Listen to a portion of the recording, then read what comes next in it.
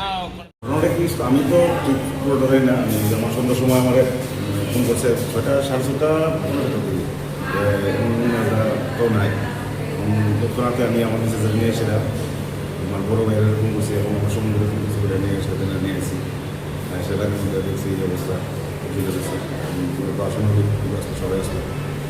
মানে কীভাবে হয়েছে ঘটনাটা, কী কারণে এরকম করছে? কী কারণ বলতে দেখা গেল হয়তো এটা ব্যক্তিগত ব্যাপার, এটা তো আর কিছু করার মতো না। আর কোনো কমপ্লেনও নাই যে কোনো পেশার আসাদের মধ্যে কোনো কিছু বা কোনো কিছু। আর রাত তো সব কিছু আমরাই হেল্প করতে, যা কারণে সব আমরাই করছি, কোনো এমন কোনো কিছু নেই। ছেলে মেয়ে দিনে কোনখানে ওনারা পাওয়া গেছে? বাথরুমেই? নামটা কি? পাপন দাস, বয়স? 47+। বাড়ি?